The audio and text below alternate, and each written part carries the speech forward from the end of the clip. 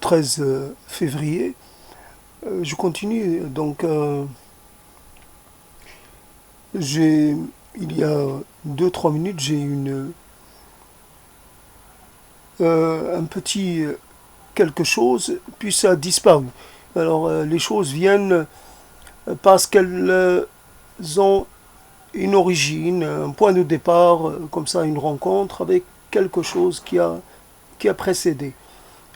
Et donc, quand le fil se rompt, parce que euh, on aura été distrait par une chose, même petite, c'est ça sonne comme une petite défaite. C'est pas que c'était quelque chose d'extraordinaire qui allait se mettre en place, c'est juste que la mémoire courte a été encore plus courte et le projet est parti un peu est parti dans. En tout cas, faut-il s'arrêter pour autant quand le but est simplement peut-être de prendre la parole et d'établir une sorte euh, de non, de concurrence, une sorte je prends la parole parce que toi aussi tu prends la parole. Après, euh, l'essentiel n'est pas tant dans le fond que dans le fait même, dans le fond, dans le fondement ou dans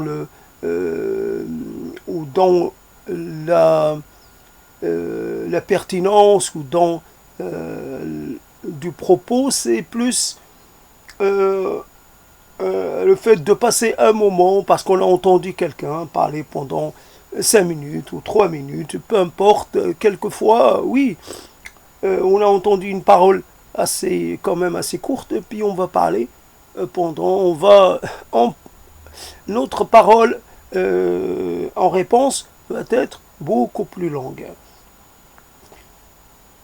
Simplement, il y a un moment où on pourrait dire ça suffit, il y en a assez, mais on ne sait pas comment. On ne sait pas comment interpeller l'autre euh, qui ne veut pas descendre de son altérité, qui ne veut pas abdiquer du moindre petit privilège que lui confère cette dite altérité. Moi, mon altérité consiste à ne pas se préoccuper de ce que peuvent penser ou dire ou vouloir les autres, quelqu'un d'autre. Mon altérité est finalement, toi tu veux que j'ai une action envers toi, et moi, puisque je suis un alter, un autre, je ne peux aller dans ton sens. Je manifeste une sorte d'opposition position foncière. On ne peut pas se rencontrer. Je dirais, moi j'ai déjà mon monde et mon monde, il me suffit. J'ai pas besoin de m'adjoindre d'autres mondes et d'autres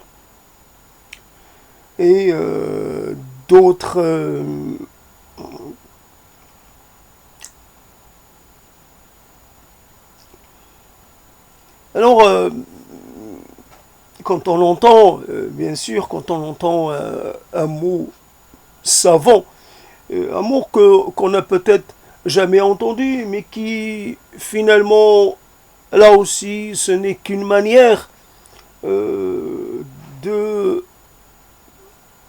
C'est vrai, quand on voit le destin du mot icône, icône c'est image tout simplement, et ça devient un mot.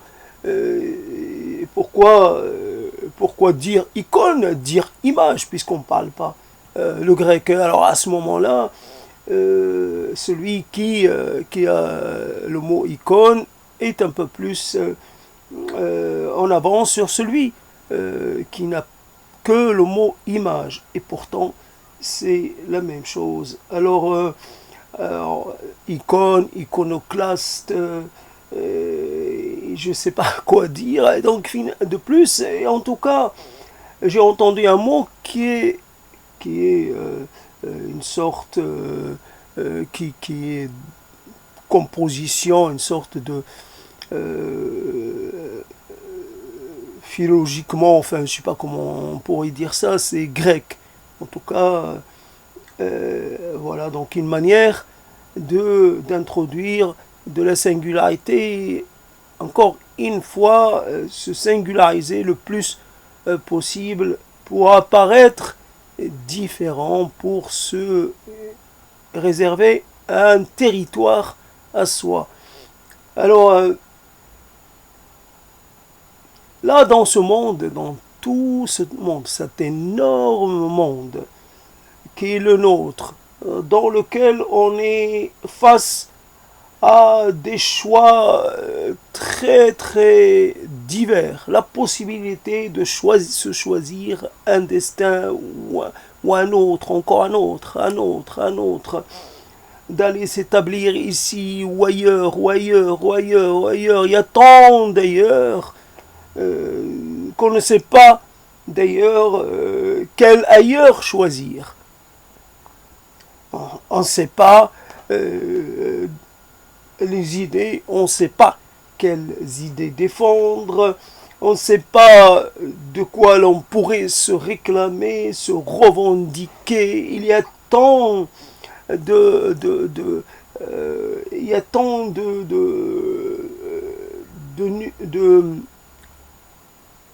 pas de nuances, mais un seul courant a accouché d'une multitude de courants. Et voilà. Donc on pourrait avoir envie de revenir à une sorte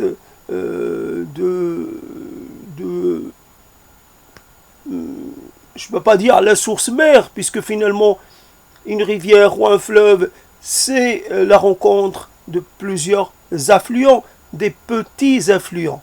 Ce sont les petits affluents qui font la grosse rivière, le fleuve que l'on admire tant. Et donc on n'est pas né peut-être d'une sorte de choses massives, on serait né à partir d'un élément presque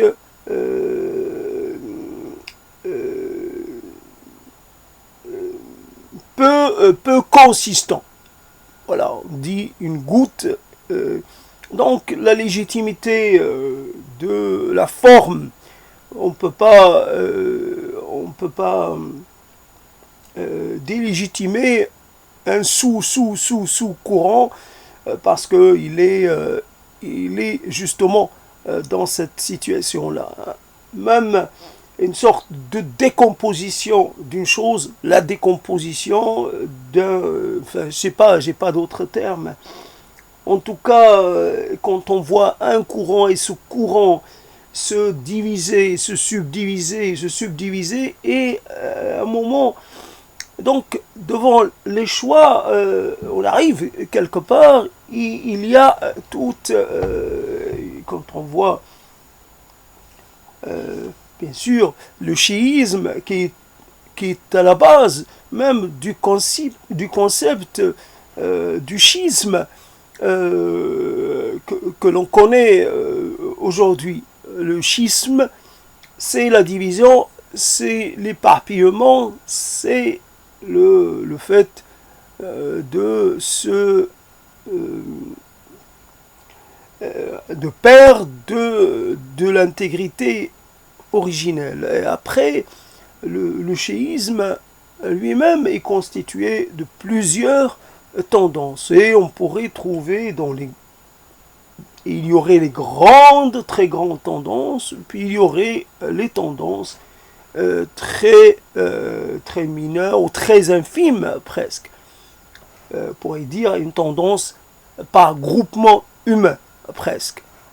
À ce moment-là, oui, les 7 imams, les 12 imams, les ceci, cela, une divergence devient une sorte de, non pas de prétexte, mais elle constitue la naissance d'un courant qui va peut-être connaître un avenir glorieux, si je puis dire, entrer en compétition avec les courants précédents et peut-être même venir les jouer dans la cour des grands. Alors, donc ce monde qui est là, qui nous met un peu, qui nous met en tentation, mais qui demande juste d'être dans le désir, dans le vouloir, dans la persévérance, donc simplement d'avoir quelques aspects de caractère, voilà, caractère volontaire, caractère investi, caractère mobilisateur, et puis on va recevoir selon nos mérites, on va recevoir les récompenses et auxquelles on pourrait avoir droit. Donc c'est une question de mérite et pas plus.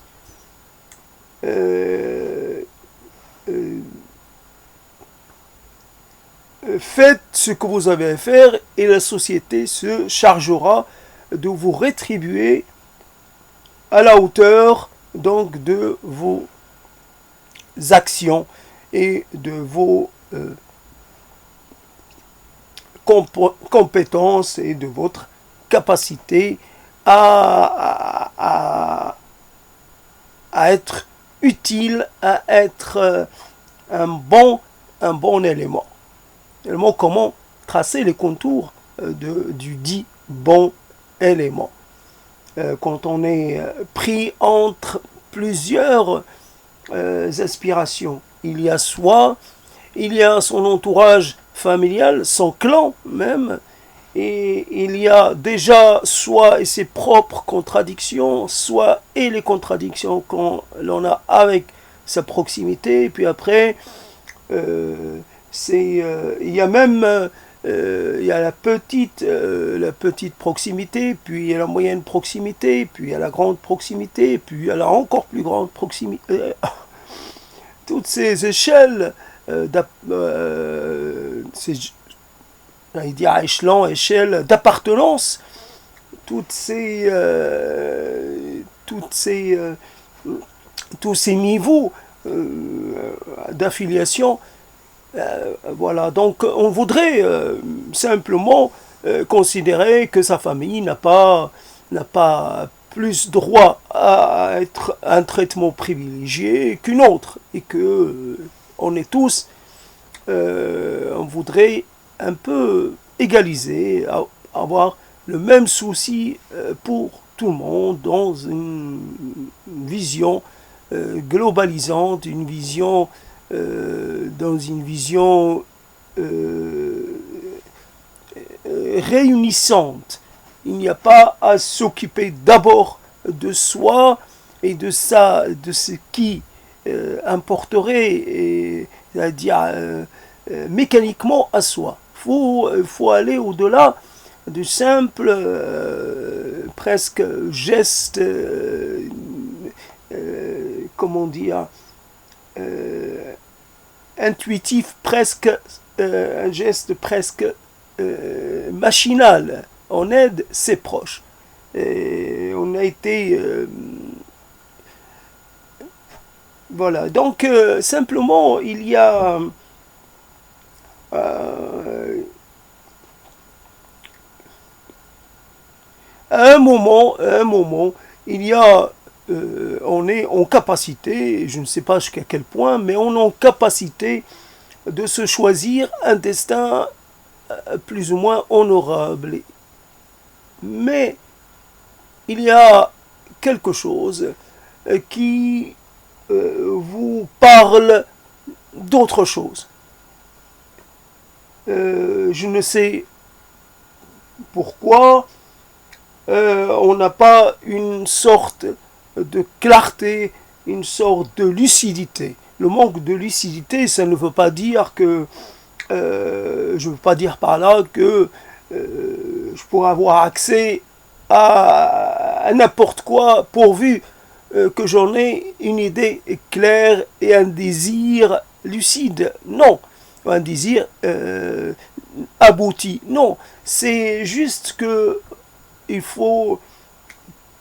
y a des horizons indépassables, mais il y a toujours une sorte de territoire dans lequel on peut s'il en est réellement décidé, il reste un territoire. Après, on pourrait dire c'est le territoire de la prison. Il faut savoir se créer des alliances, se créer une sorte de fonction, une sorte de statut à soi à l'intérieur de ça. Donc on est prisonnier d'une sorte de... On est enfermé dans une sorte de vision, d'une sorte d'appartenance de toutes sortes. Alors souvent on avance l'appartenance de classe. Il n'y a pas que la classe stricto sensu économique, d'un point de vue économique ou social. Il y a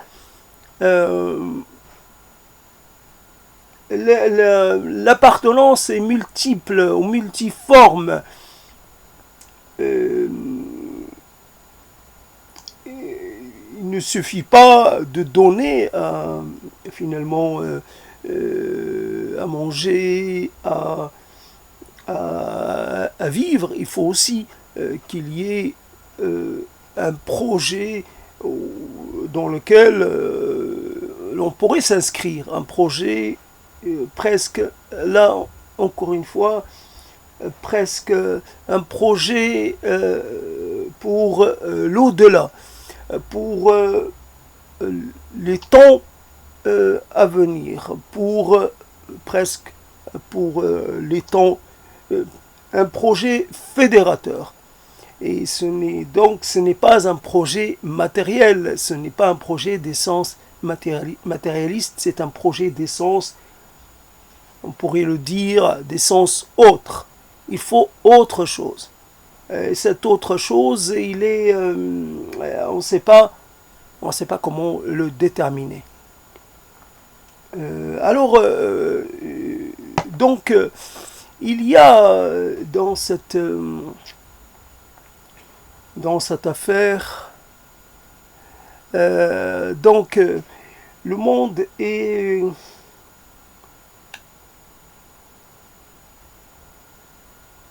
Alors, malgré le fait que l'on ait vécu longtemps, cela ne veut pas dire que l'on ait acquis la capacité de se situer, de se positionner. Il est évident que les positionnements d'hier ne sont pas les positionnements du moment. Ça a varié. D'ailleurs, est-ce qu'il y avait réellement des choses différentes, ou est-ce qu'il s'agit plutôt des invariants dont on n'était pas au courant?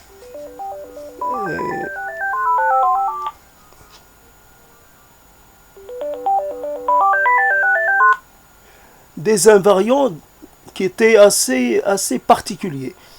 Les invariants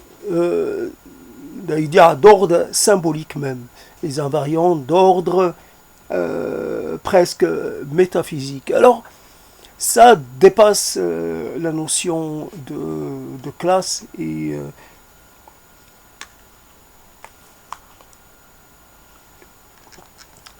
ça dépasse donc les invariants, c'est que finalement on pouvait parler.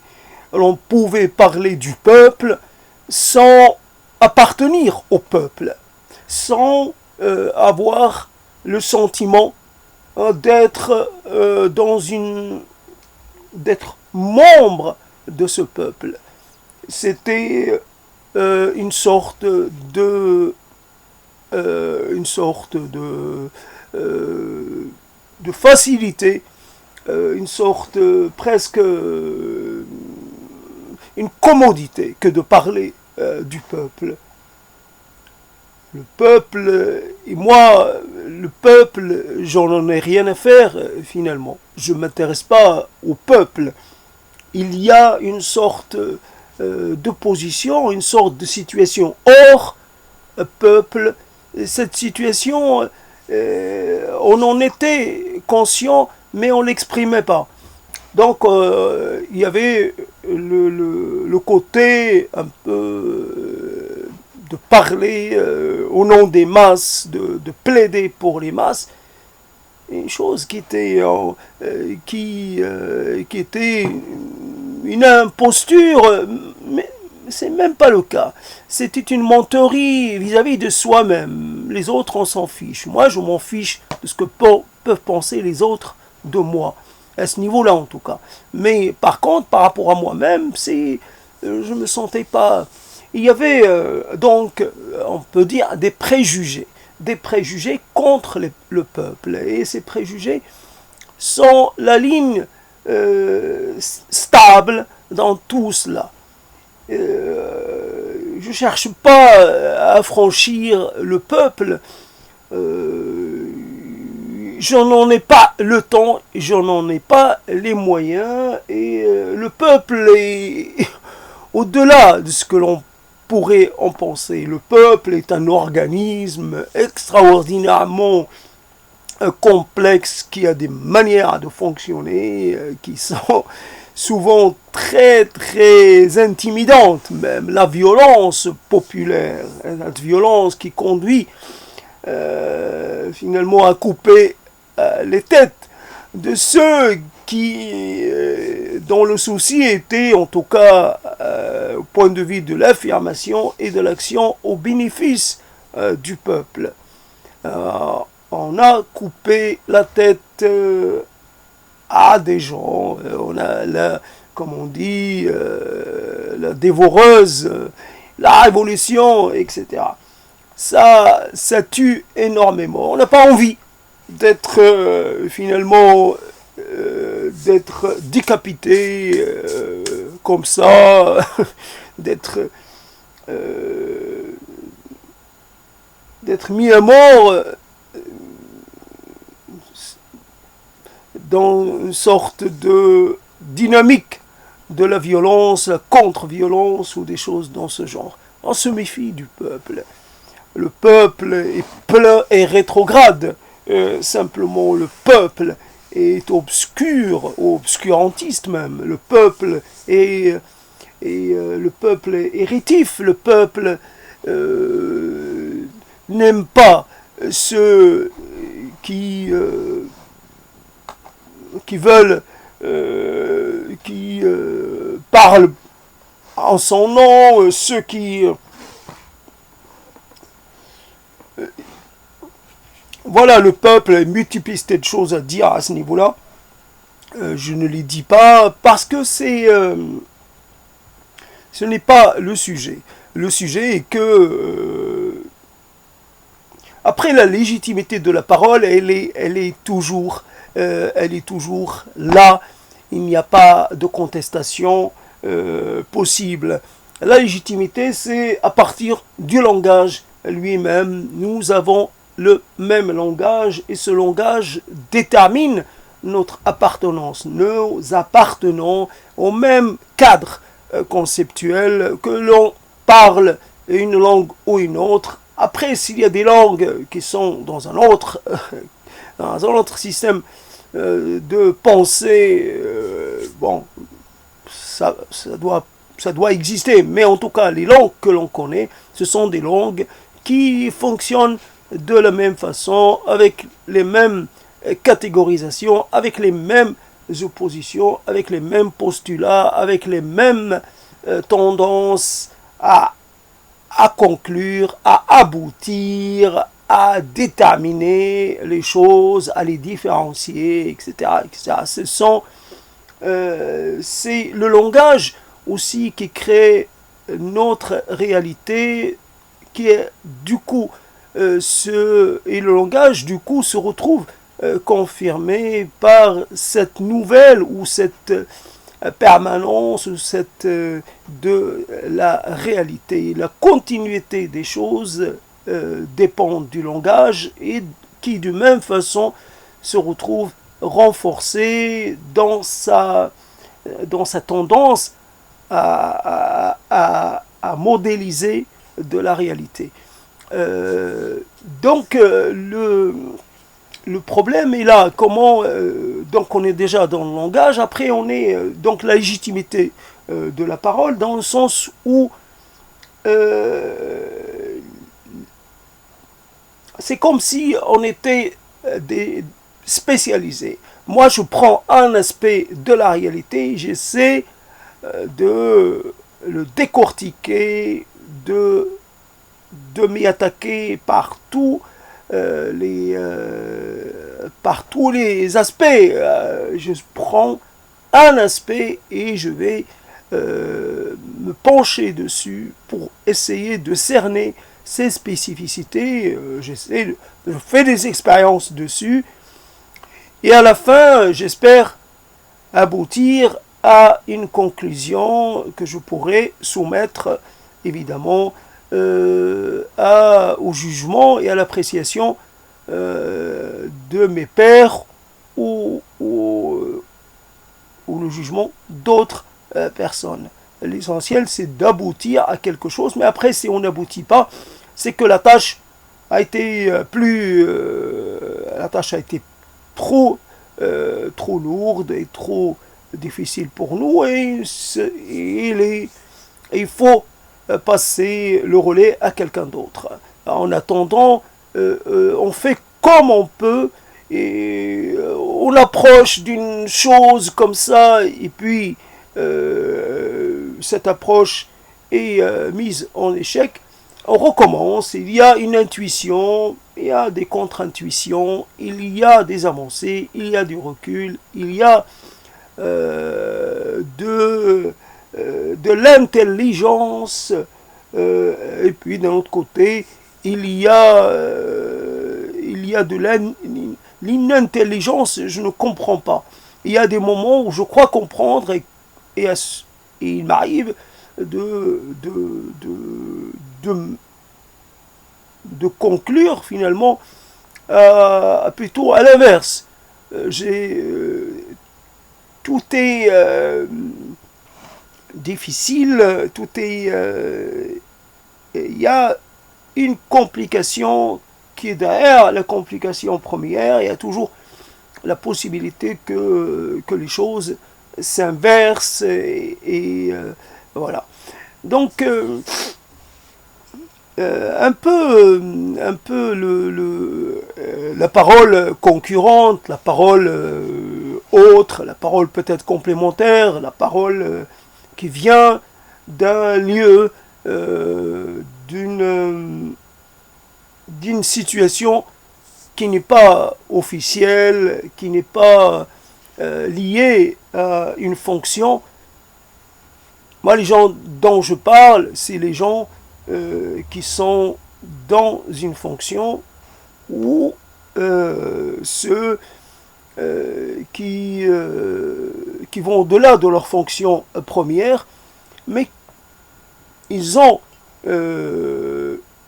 peut-être un but, ils ont l'envie de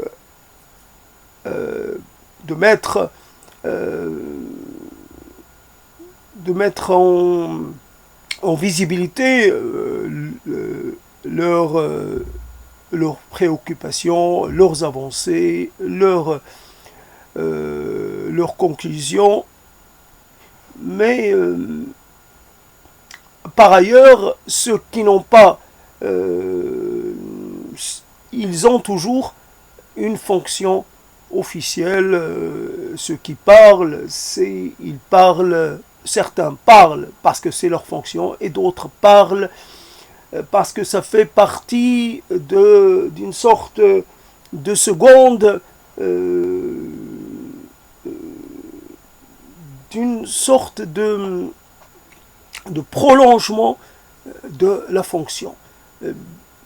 Il faut venir s'expliquer, il faut venir se faire entendre, il faut venir plaider une cause ou une autre. Après, moi, je n'ai pas de fonction, ni officielle, ni rien du tout, même pas officieuse, une fonction que je me suis inventé. Après, le problème est là, c'est que je n'ai pas de légitimité académique, je ne m'appuie sur rien, ce n'est pas ma maîtrise qui va me permettre, je ne suis pas maître d'ailleurs, même si j'ai le diplôme de maîtrise, je ne suis pas maître, je ne suis pas maître ni dans le domaine pour lequel on m'a attribué cette dite maîtrise, mais après, je me suis toujours méfié des diplômes parce qu'ils ne correspondaient à rien de très évident, très concret pour moi. J'avais l'impression, d'où finalement tous ces mots-là, toutes ces prises de parole, j'avais l'impression de ne pas posséder le langage, de ne pas posséder le logos, et c'est cette chose qui m'a toujours interrogé. Et donc parler, c'est pour me prouver donc que je peux accéder au monde de la parole, au monde de la pensée, au monde de l'expression de la pensée, la mise en comment on dit, la mise en évidence, ou plutôt l'amplification d'une pensée, le fait de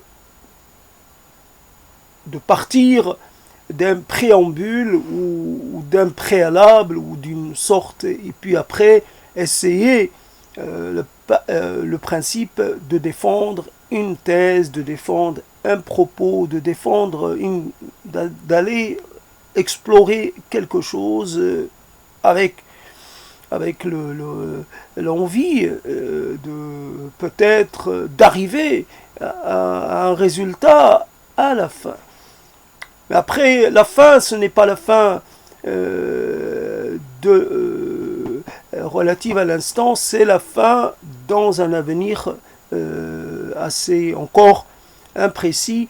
C'est une construction à plusieurs étages, et chaque étage, et après on pourrait arriver à une sorte de tour de Babel dans laquelle aucun étage ne communiquerait avec l'autre, et finalement chacun construit selon ses habitudes, et comme il n'y a pas de concertation, voilà, comme pas au niveau des langues, parce qu'on parlerait toutes les langues du monde, il y a un problème. C'est entre personnes qui ont du métier, on se comprend toujours, on n'a pas besoin de la langue. Il suffit, parce qu'il s'agit de l'action. Quand on est dans l'action, il peut toujours quelqu'un qui est aussi compétent que vous, que peut-être va venir vous corriger. Donc l'idée, la tour de Babel qui s'effondre parce que... Et puis moi, mon approche non plus ne tient pas. Les gens construisent et en même temps vont contrôler ce que font les autres. Il faut qu'il y ait... La concertation se fait de façon automatique. Donc, moi-même, entre mes propos, il y a une communication. même si comme ça peut apparaître un peu fragmenté, mais, mais le fragment lui-même est relié finalement à son lieu d'assemblance, euh, à son lieu de référence. Le fragment garde un lien avec avec euh,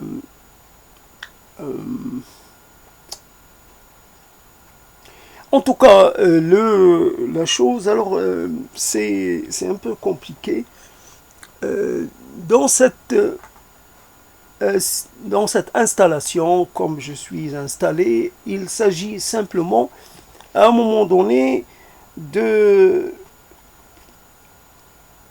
de continuer de faire une chose qui n'a qui n'a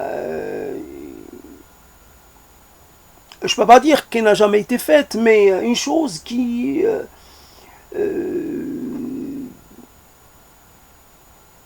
n'a pas d'utilité apparente, qui n'obéit à aucun code connu, qui se fait malgré qui se fait dans l'indifférence et qui n'a aucune certitude sur sa pérennité. Mais on fait cette chose-là parce que dans l'idée de...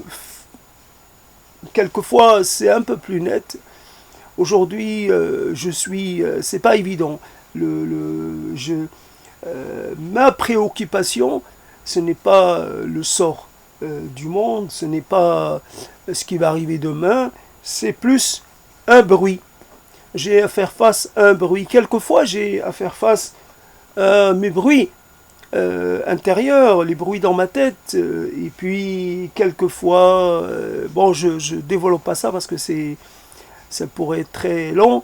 Mais en tout cas, je lui donnerai un espace, je lui accorderai des temps une autre fois. Mais en tout cas, voilà, c'est l'idée de faire silence. Je suis dans le silence, mais en même temps, j'étais dans le silence, mais en même temps, un silence qui n'était pas total, puisque les bruits parvenaient à mes oreilles. Et ces bruits sont susceptibles, contribuent à me tuer. Plus ils ne permettent plus d'avoir la moindre assurance. Je ne peux rien faire puisque mon lieu de réclusion est un lieu qui est traversé par la vie des autres. Et quelle vie? Traversé par les bruits des autres, traversé par tout ce que les autres finalement m'imposent, même si ces autres ne sont que des petits enfants, mais petits enfants très remuants, et cela m'indispose de façon totale. Je ne suis pas arrivé à supporter cela. Alors, donc j'avais utilisé des bouchons d'oreilles que j'avais déjà utilisés pendant quelques jours. Donc, ils perdent de leur herméticité en fonction du temps, en fonction de l'usage. Donc, il faut que j'en change. Et donc là, à ce moment-là, donc j'ai une situation qui est un peu particulière, bizarre, et c'est vrai que pourrait dire que l'on remplacerait une source d'angoisse par une autre. Alors il y a une angoisse qui est là, une angoisse d'une nature d'ailleurs impossible,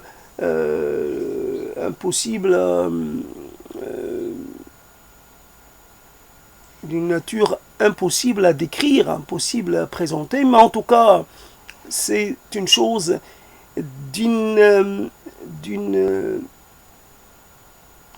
qui peut finalement du type faire en sorte de vous étourdir sur place, même plus là, comme on fait l'éclair. L'éclair, il vous terrasse, je trouve pas le terme, foudroyer sur place. Il y a comme ça une succession de foudroiements, mais apparemment ce sont des foudroiements qui ne sont pas mortels. Et donc, cette angoisse ou cette situation impossible à pouvoir ignorer ou refouler ou mettre sur le côté. Alors, je ne sais pas, peut-être ce sont là des dispositifs psychiques. Je me focalise sur les bruits extérieurs et ça devient là l'élément principal de référence pour ce qui est de l'angoisse et pour ce qui est de l'intranquillité pour moi. Donc, c'est vrai que c'est une chose qui m'indispose, mais qui ne me tue pas, qui peut-être me tue lentement, mais elle ne me menace pas me menace pas d'une mort fulgurante. Elle me laisse elle me laisse la possibilité encore de vivre, même si cette vie-là n'est pas des plus intéressantes, En tout cas, voilà, donc faire silence, dans le sens où j'avais déjà traité de ça, mais je ne sais pas comment je l'ai fait. En tout cas, faire silence, c'est-à-dire, on sait. Alors, on sait un savoir qui n'a aucun intérêt, mais on sait. On sait que si on fait pas un effort inaccoutumé d'aller vers quelqu'un, d'aller chercher quelqu'un, si on reste dans les mêmes dispositions, on va être seul. Et cette solitude, elle pourrait permettre toutes les libertés et même tous les dépassements, même tous les outrages. Je pourrais quelque part penser que je n'ai à respecter aucune règle. Je pourrais m'affranchir de toutes les règles. Oui, et considérer tout le monde d'une façon, condamner tout le monde, sans exception. C'est vrai, je suis prêt à le faire. Ça ne me dérange pas de condamner tout le monde. Je suis né seul au monde et je suis resté. Après, je me suis fait accompagner par des gens. Je ne sais pas si c'était les gens qu'il me fallait. Ce sentiment de solitude intrinsèque, de solitude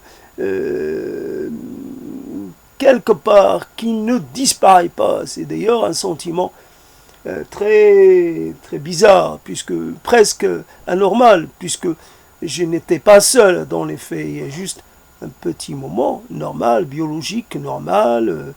Voilà, je suis né à une certaine date, puis quelques temps après, il y a eu quelqu'un d'autre, et donc je ne suis pas resté seul longtemps. Et pourtant, ce sentiment de solitude est une chose qui me caractérise le plus. Donc pour moi, l'humanité, c'est quelque part, sont tous des étrangers, mais proches compris. Tout le monde est étranger à moi, tout le monde est tout le monde est, c'est une chose avec laquelle je fais. Je ne choisis pas, je fais. Mais si on m'avait laissé le choix, j'aurais préféré peut-être me débarrasser de ce sentiment, de ce besoin de l'autre et être seul, dans une sorte d'auto-référencement, d'auto... je serai le centre de mon monde et mon monde se limiterait à moi-même. Voilà une sorte de... Quand je parle de l'enfermement, quand je parle du confinement, quand je parle de cette de sorte d'autisme dans lequel, vers lequel on est poussé. On est poussé à désirer un autisme hermétique, un autisme absolu, parce que le droit à la parole, le droit à la participation, le droit à la mélange, le droit à faire collectif, ce droit a été refusé. Et après, il y a eu des rencontres, mais des rencontres trop limitées, trop peu nombreuses pour que cela puisse constituer comment dire, une sorte de... pour que cela puisse être suffisant. Et il y a toujours une chose qui a manqué chez les rares personnes que j'ai approchées. Elles m'ont donné quelque chose, mais ce n'était pas peut-être la chose que je recherchais exactement, ou ils m'ont donné, mais ce n'était pas suffisant. Toujours un... Alors l'idée est toujours une idée, d'ailleurs l'idée de finalement de son rapport de soi, rapport au monde, est une idée assez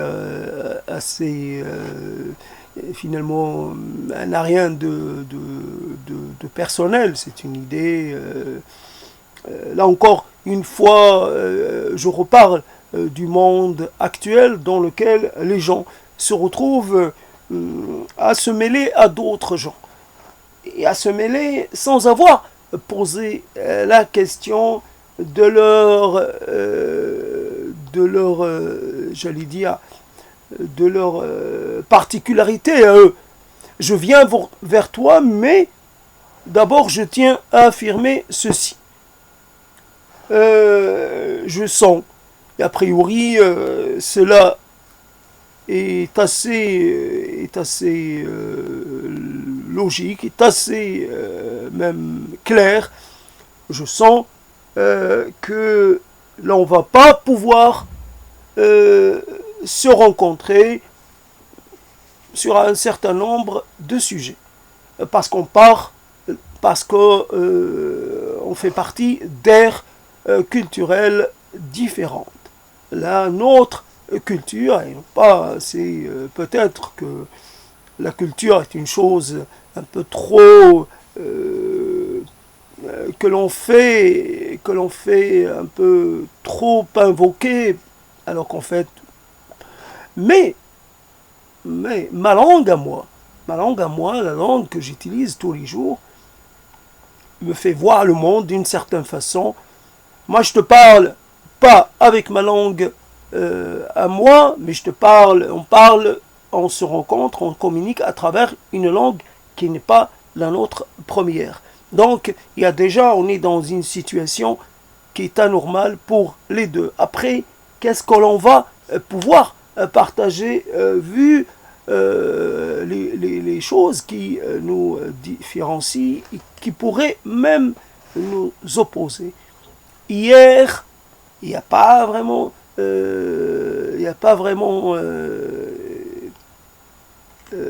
c'était juste hier, je pensais que je faisais partie de la race supérieure et que toutes les races, les autres races, étaient des races abattardies ou des races sauvages ou des races... c'était ça. Mon environnement, c'est comme ça que mon père pensait, ma mère, mon oncle, etc. C'est comme ça que l'on pensait les autres. Aujourd'hui, pour moi, il s'agit d'un saut, comment on pourrait dire, d'un saut intellectuel ou d'un saut symbolique énorme. Voilà, donc je franchis les années-lumière ou comme ça, c'est pas possible. C'est pas possible que je puisse me défaire de tout cet héritage, tout ce patrimoine, peut-être patrimoine honni, mais n'empêche, c'est pas parce que on déclare son hostilité à une chose ou son opposition à une chose que l'on se débarrasse de cette chose. Elle reste à l'intérieur de nous. Je suis pas noir, je me suis affirmé en partie noir, j'ai toujours été opposé à cette séparation entre les gens, et pourtant j'ai des sortes de répulsion vis-à-vis des gens dits noirs. Il y a une chose qui me pose problème d'une certaine façon, et cette chose, je n'arrive pas à en venir à bout. Après, j'ai agi malgré ma pseudo-tolérance, ou ma tolérance même, finalement, intellectuellement, qui tenait intellectuellement. J'ai agi un peu, c'est particulier. Toujours, la chose est assez particulière à soi. On ne peut pas se définir à partir des quelques mots que l'on pourrait citer. Je suis non pas raciste, mais dans l'échelle des valeurs et dans l'échelle des préférences, il y a pour moi un type qui m'a intéressé et contrairement à un autre. Et j'étais venu en France pour rencontrer le type de mes rêves. Et voilà, donc j'étais pas venu en France pour rencontrer soit mon semblable, soit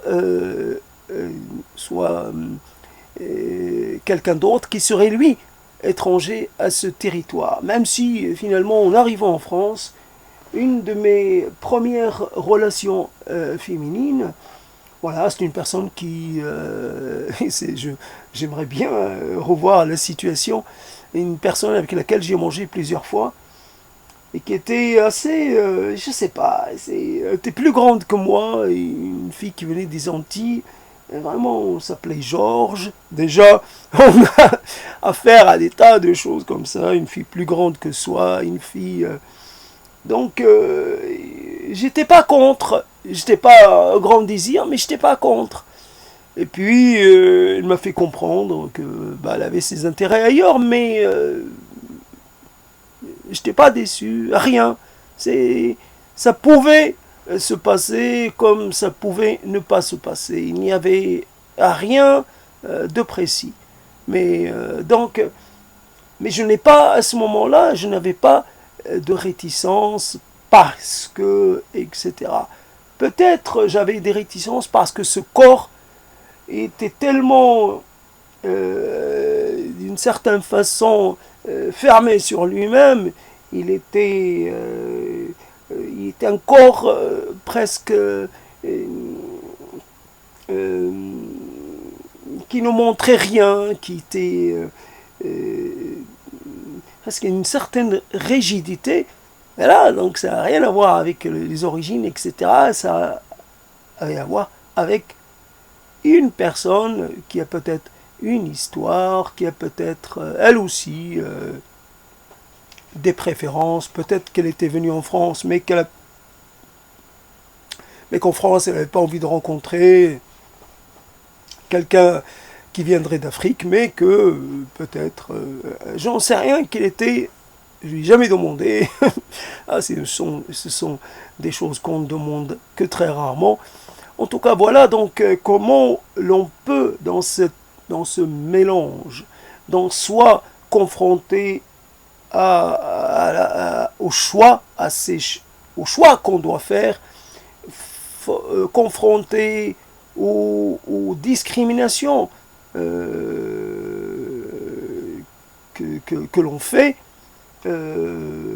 discrimination dans le sens où je dis, je déclare mon désintérêt pour une personne, pour une ère culturelle, ou pour une langue, ou pour une façon de vivre, et je choisis de façon qui évidemment pas généralisable, qui ne me concerne que moi. Je choisis.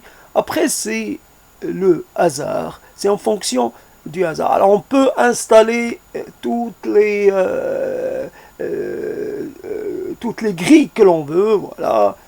Mais après, c'est selon. C'est selon. Alors, on peut être totalement non pas, comment on dit, désavoué par un événement. Je rencontre une personne, voilà, la communication est d'un niveau peu fréquent, tout de suite, on accède à une sorte de compréhension très riche et très multiforme. Et là, je vois que je me sens en désir d'aller plus loin. Et à ce moment-là, beaucoup de choses deviennent secondaires. Il n'y a plus question de ceci ou de cela. Il y a juste deux personnes. Et après, toujours dans ce monde donc, qui mélange un peu, et au bout d'un moment, on ne sait pas, parce qu'il est facile d'affirmer son appartenance à la mondialité, d'appartenance à l'universalité, son appartenance à la race humaine tout entière, mais après, dans les faits, c'est autre chose. Hein. C'est dans les détails que se nichent peut-être les éléments les plus conflictuels, ou les éléments les plus difficiles à dépasser. Il y a toujours un petit quelque chose qui va venir un peu mettre à mal tout ce modèle, évidemment, très beau et quoi de plus, quoi de mieux que de parler, de se référer à la totalité, plutôt que de chercher à se réclamer d'une spécificité ou d'une particularité. Voilà, donc entre les grands discours et les grandes intentions, et puis le réel sans réel à soi, et puis le réel un peu plus étendu, un réel collectif, il y a réellement un certain fossé. Donc, comment simplement il y a un moment où la parole, c'est pas qu'elle vous échappe, mais vous parlez presque machinalement. Il y a au moins 50% de machinisme ou de machinalisme, parce que non seulement vous pouvez avoir des problèmes à présenter un paysage intellectuel ou un paysage intérieur, mais en plus, vous devez, en le présentant au fur et à mesure, vous devenez une sorte d'extérieur. Vous êtes extérieur à vos propres propos. C'est comme ça que ça se passe. Donc, un propos, comme on ne peut pas juger les gens sur leurs on ne peut pas juger les gens sur leurs propos, car on aurait donc, finalement, on ferait dans une sorte de, on agirait de sommérisation. C'est un propos, c'est assez sommaire malgré tout. Et un propos n'est qu'un élément ou n'est qu'une partie ou même une sous-partie de la totalité. La totalité qui est soi, ben seulement d'abord on ne la connaît pas, on serait peut-être en train de la mettre en place, de l'installer, etc. Mais après, c'est dans ce travail de la mise en place, il y a des éléments, je ne sais pas, c'est comme si on prendrait un outil, donc on commencerait à se servir, et puis on mettrait du temps à se rendre compte que ça correspondait pas à la tâche que l'on était en train de faire.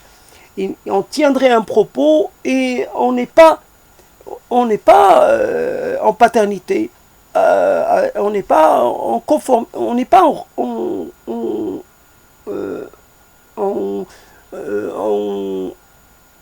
en symbiose, on n'est pas en rencontre, on n'est pas en phase avec ce propos. Donc il ne faut pas juger sur les propos parce que les propos sont quelquefois encore plus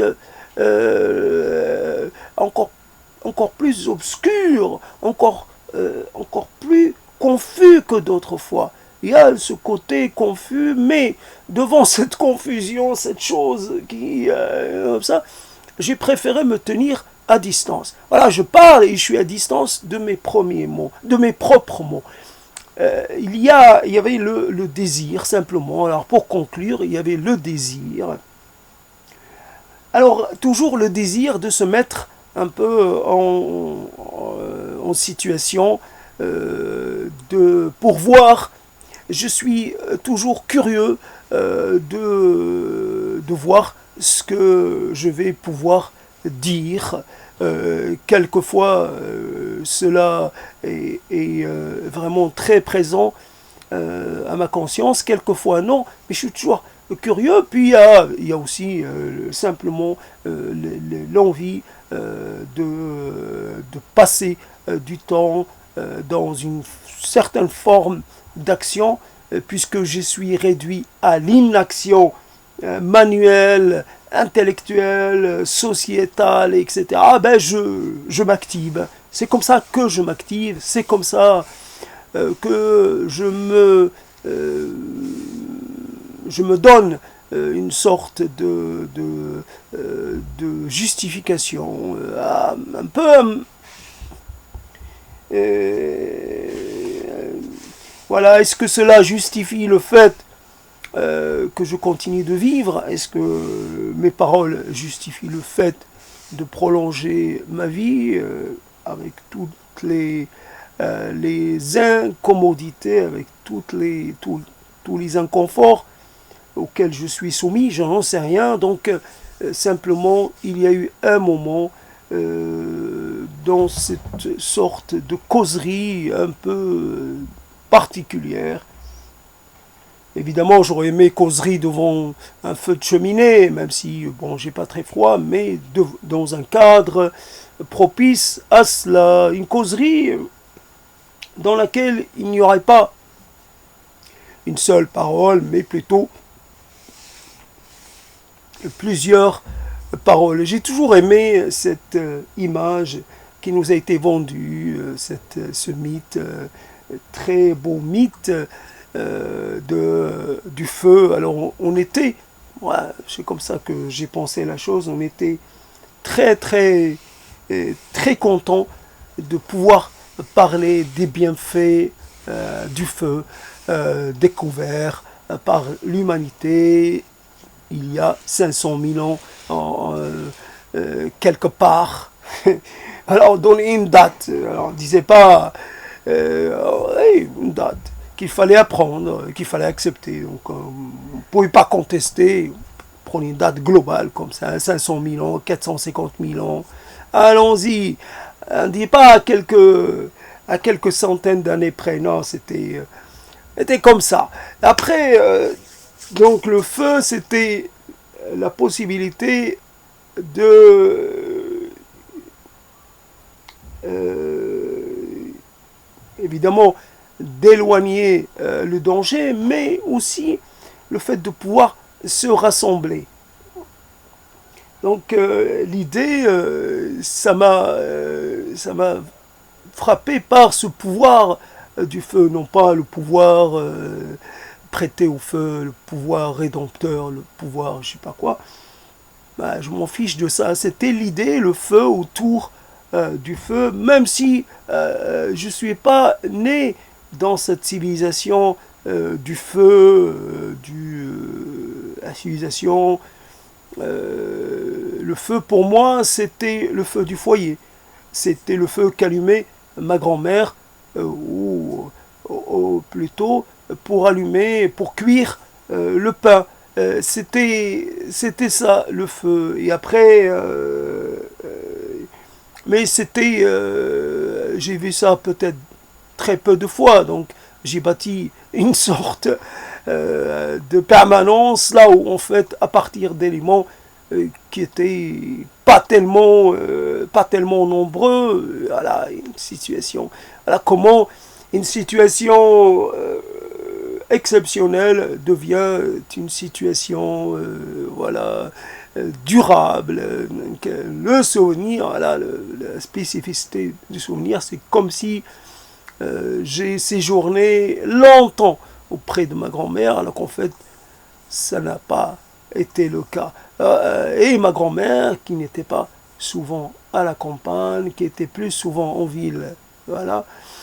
Et donc, le feu, et on aimerait quelque part un prétexte pour se retrouver ensemble dans une sorte de, allez, allons-y, de communion.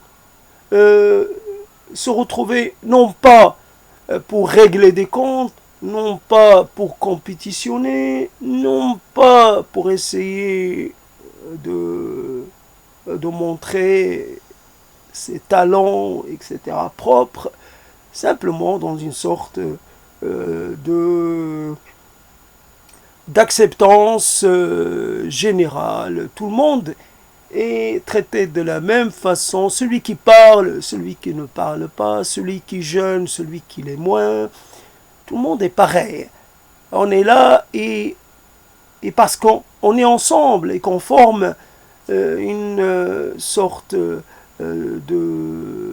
forme, on forme un groupe, il y a une quantité, la quantité le fait qu'on se sente rassuré. Voilà le côté, ce que j'avais aimé dans l'évocation du feu originel, c'est ce sentiment de proximité et de paix générale. Voilà. Tous en fait, évidemment, la paix, ce n'est possible qu'à partir du moment où on a un ennemi. Quand on a le froid comme ennemi, évidemment, on doit se rapprocher pour essayer de se liguer ensemble contre lui. Voilà, se liguer ensemble. Après, on a le etc. etc. Voilà, donc presque pour forcer les gens à sortir de leur autisme et de leur individualité, il faudrait les pousser, il faudrait les obliger à le faire. Il faut créer des conditions de contrainte, des conditions qui ne laisseraient pas d'autre choix aux gens que d'aller. Évidemment, ces temps des premières collectivités, ces temps premiers, ces temps presque bénis, dans lesquels tout le monde était au service de tout le monde. Cette collectivité première qui est à l'origine de toutes les collectivités postérieures. Cette collectivité nodale, cette je sais pas, et vraiment la référence. On court derrière peut-être pas une grande collectivité étendue au monde entier, composée de milliards d'individus, mais plutôt une collectivité restreinte dans laquelle tout le monde se met au service de tout le monde. Évidemment pour le bien-être de tout le monde. Chaque fois que je fais quelque chose, j'en suis récompensé presque immédiatement. Et voilà, donc aujourd'hui on n'est ni dans la collectivité extra large, ni dans la réduction minimale. On est livré à soi-même. C'est soi qui devient la collectivité.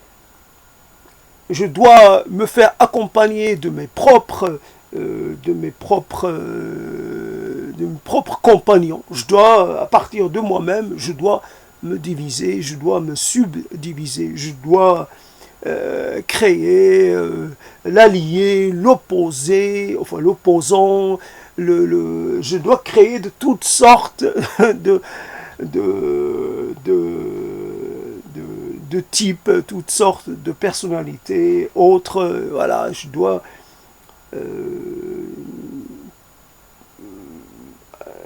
comme finalement des doubles, mais qui ne seraient pas des doubles parfaits. Voilà, mon double ou mon double qui devient un peu, qui s'autonomise, puis qui commence à exprimer des désirs d'émancipation. Voilà, donc je communique, ce n'est pas vrai, là je ne suis pas en train de le faire, mais la situation, elle ressemblerait à ça, la situation dans laquelle on ne communique qu'avec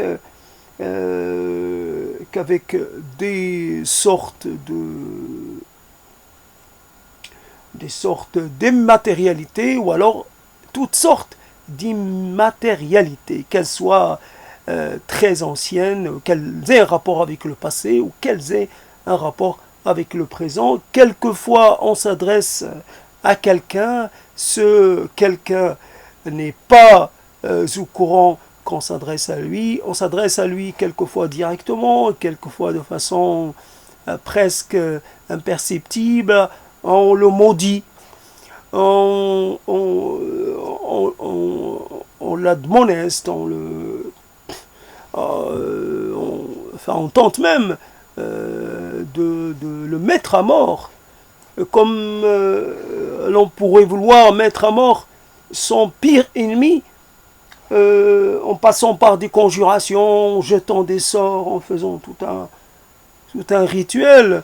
Mais on pourrait aussi vouloir tuer son meilleur ami, si l'on peut dire, qui est devenu une sorte de non pas meilleur ennemi ou pire ennemi, j'en sais rien, on ne sait même pas comment le traiter. C'est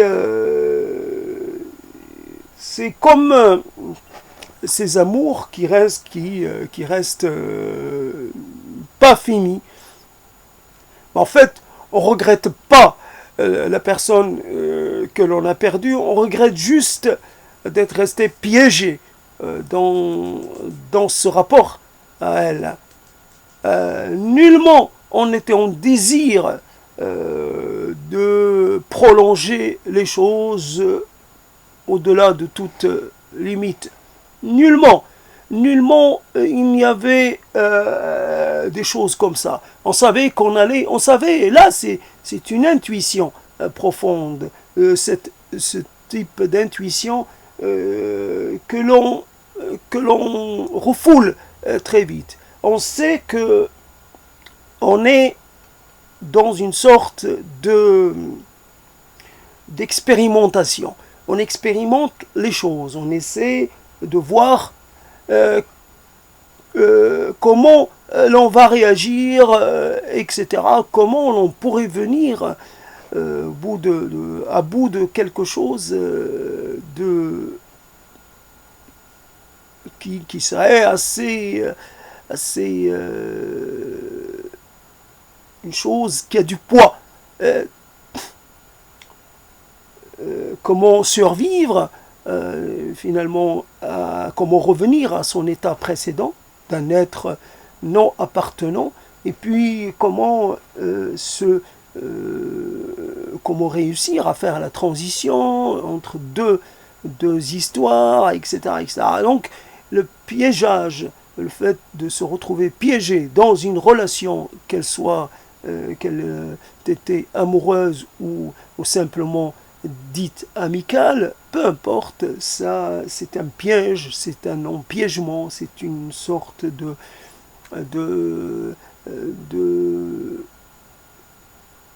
comme si quelque chose de très désagréable s'était emparé de nous, comme si si l'on était victime d'une malédiction, d'un sort, et on a beau faire, on fait tout, on n'arrive pas à s'en débarrasser. Alors, je suis conscient de ça, mais mes capacités à transcender cela est quasi nulle. Voilà donc simplement, alors il faut pas, pour ceux qui ont écouté jusqu'à maintenant, il faut pas, comme on dit, il faut pas surinterpréter, mais il faut même pas sous-interpréter, il faut pas sous-interpréter non plus, il faut pas chercher, vous avez mes mots devant vous, et vous pouvez avoir les vôtres. Après, on peut soi-même ne pas être d'accord avec ses propres propos. La question ou de finalement d'en penser, de ne pas trop finalement s'en réclamer. Il y a une petite chose, alors c'est toujours ces précisions, ces précautions, je ne sais pas si elles sont utiles. Après, c'est la situation elle-même, la situation dans laquelle je suis, la lumière artificielle, les volets fermés, le casque sur les oreilles, les bouchons dans les oreilles, la perspective que personne ne va jeter un coup d'œil sur ce mouroir qui est mon lieu de vie. Une chose comme ça, alors c'est quand on voit les gens s'intéressent aux gens qui sont dans une situation assez extrême, mais jamais aux gens qui pourraient en fait basculer. À partir du moment où le basculement commence, que l'on doit s'intéresser aux gens, qu'on doit venir prêter main forte aux gens. On attend que les gens, comme les institutions, on attend que les choses vraiment deviennent presque désespérées pour venir. Voilà. Non, les choses sont mal parties et logiquement et aussi de façon empirique, voilà, le fait de l'expérience, ça ne va pas changer, ça ne va pas s'améliorer, et même ça va s'aggraver. Voilà, une chose, on ne peut pas dire une chose qui ne s'améliore pas, elle reste dans un état quelque part, non, stable d'une certaine façon. Non, c'est plutôt et c'est même pas une histoire d'âge, c'est à chaque fois on est confronté à ce risque de l'aggravation, que finalement la situation dans laquelle on se trouve actuellement, elle serait née il y a très longtemps. Il y a très longtemps que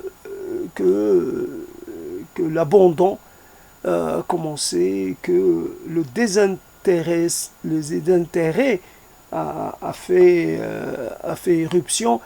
On se désintéresse d'une façon totale de certaines personnes. Et d'ailleurs, quelquefois, on est un peu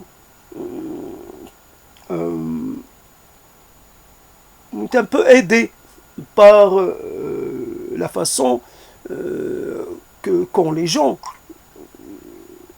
de parler d'eux. C'est vrai que quelquefois, ce que l'on entend venant des gens n'encourage pas non plus. Ce que j'ai pu dire a peut-être causé ma perte, mais d'autres aussi. Finalement, ce discours qui est auto-centré sur ce jeu permanent où finalement quand moi je dis le monde, je ne fais que répondre à toutes les finalement les affirmations sans nombre de la centralité de l'être. Moi, évidemment, je ne me considérais pas comme central, mais peut-être est venu le temps de déclarer sa centralité, et puis après tout, en tout cas, il y avait cette histoire de le fait de finalement pour perdre la guerre, il faut d'abord perdre des batailles, et beaucoup de batailles ont été perdues par le passé, et on a pris l'habitude d'accepter la défaite et de ne jamais passer à la reconquête et jamais passer à l'offensive. N'est pas un être humain n'est pas comme un pays ou un territoire. Un être humain ne peut pas faire de la reconquête reconquista. Voilà, la reconquête, ça demande du temps, ça demande des siècles, et elle est prise en charge par des générations, tandis que soit une fois qu'on a été défait, quelquefois on délègue ça à ses descendants. Mais quand on n'a pas de descendance, personne ne va prendre la défense de notre cause, personne ne va chercher à nous redonner,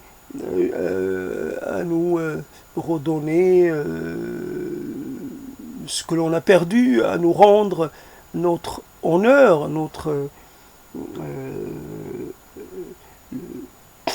les territoires que l'on aurait perdus, les territoires symboliques, les territoires identitaires, et peu importe. Voilà, donc c'est... etc. Pardon. Etc. Donc, quelque part, il y a... Alors, je continue d'être dans une sorte, toujours dans un état particulier. Je parle, mais je parle, mais comme c'est atténué, c'est bizarre. J'ai un déplacement, un décalage, toujours un décalage avec mes propres paroles, de par le dispositif actuel dans lequel je suis. Alors voilà, le casque, ça c'est le fil du casque, et donc les oreilles, c'est à boucher, etc. Et puis tout fait pour que je me sente en décalage. Il n'y a pas moyen de pouvoir se focaliser sur une chose sans être embêté par l'environnement.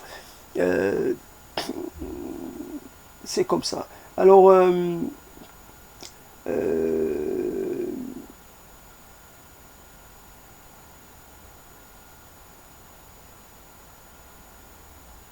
oui, un être qui parle, puis d'autres qui se taisent, et puis d'autres qui parlent, mais qui s'adressent à un petit comité, un être qui traverse le siècle, ou plutôt un être sur 2 siècles, un être sur 2 mondes, un être sur sur deux époques, un être sur deux, voilà, un être en dualité. Je ne sais pas, en trialité aussi même, pourquoi pas. Un être qui n'est pas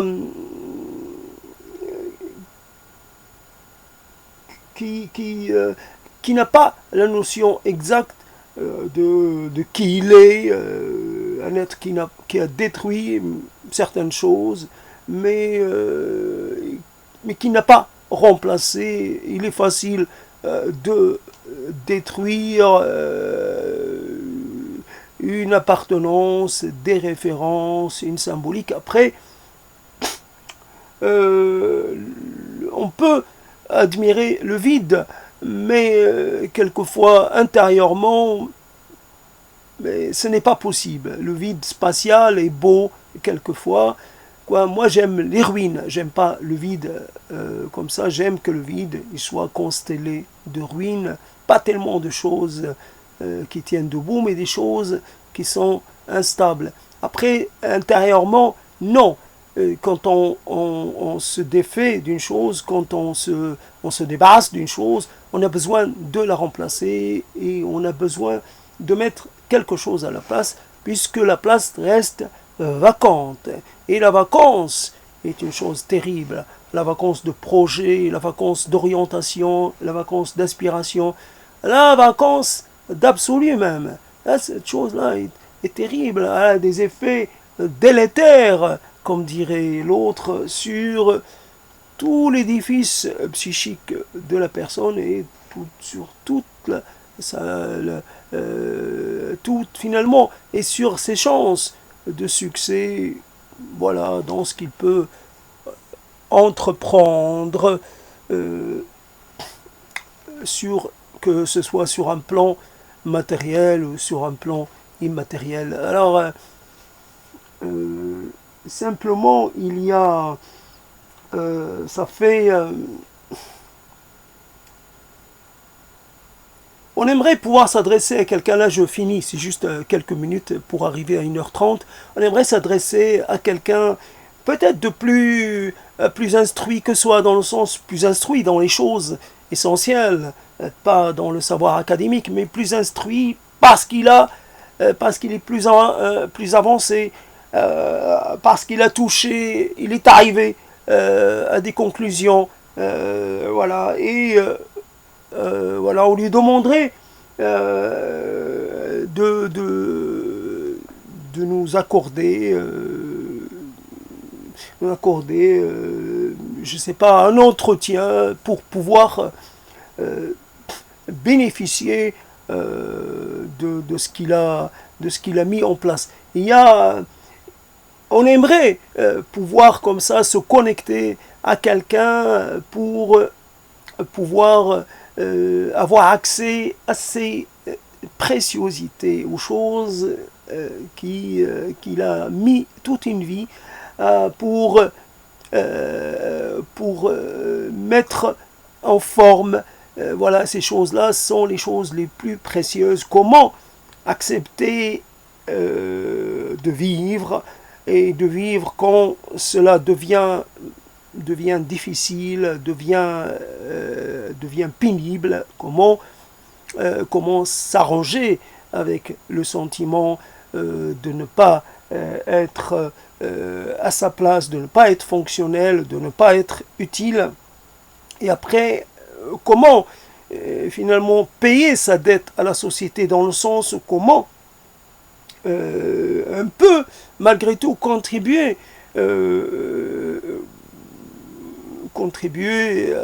finalement à cette chose qui est la préoccupation de toute l'humanité, la quête du sens, la quête, la réponse aux questions de toujours. Quel est finalement